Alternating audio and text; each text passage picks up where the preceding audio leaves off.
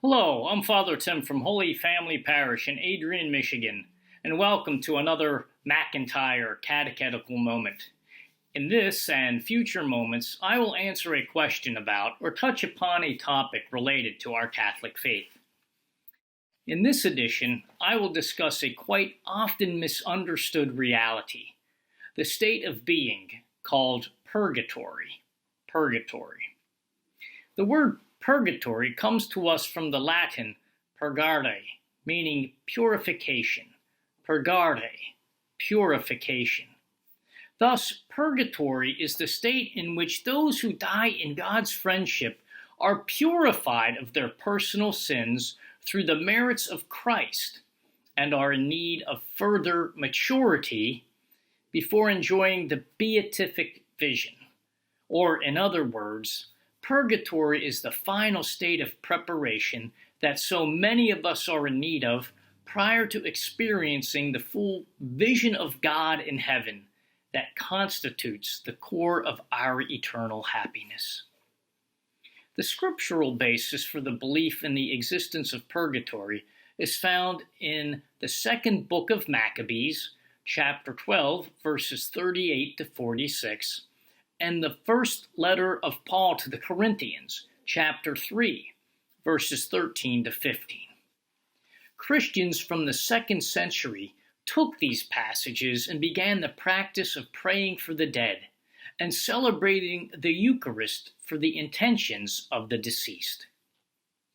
Saints Clement of Alexandria, John Chrysostom, Cyprian, and Augustine, as well as two early theologians, Origen and Tertullian, all wrote in various ways of the need for the soul's purification after death and of our communion through prayer with our loved ones that have died. In his dialogues, St. Gregory the Great, Pope from September 590 until March 604, stated this regarding purgatory.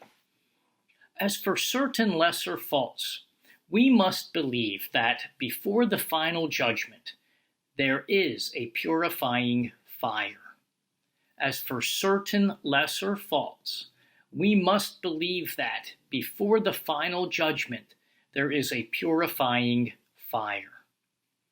A more recent pope, Benedict XVI, using the same image of fire, stated, "Purgatory is like a purifying fire burning inside a person, a painful regret for one's sins.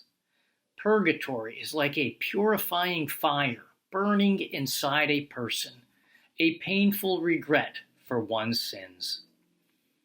Basing his teaching on the writings of St. Catherine of Genoa, who was convinced that purgatory was not a place, but a process, Pope Benedict concluded that the soul that is aware of the immense love and perfect justice of God consequently suffers for not having responded correctly and perfectly to that love. Whether purgatory is a place or a process, the Catholic tradition understands that it involves a form of suffering resulting in purification and healing, which mature the soul for full communion with God. Purgatory, a place or process that involves a form of suffering resulting in purification and healing, which mature the soul for full communion with God. Before I conclude this edition, I'd like to share some words from St. Francis de Sales, who writes about purgatory, and he states, the soul will remain forever in that state in which it is found at the end of life. If rebellious to the will of God, its portion will be the chalice of the wicked.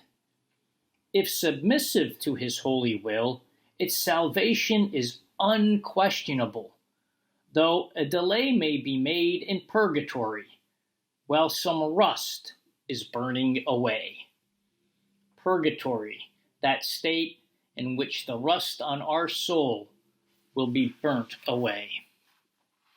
I hope that you've enjoyed this McIntire catechetical moment and our quick explanation of purgatory.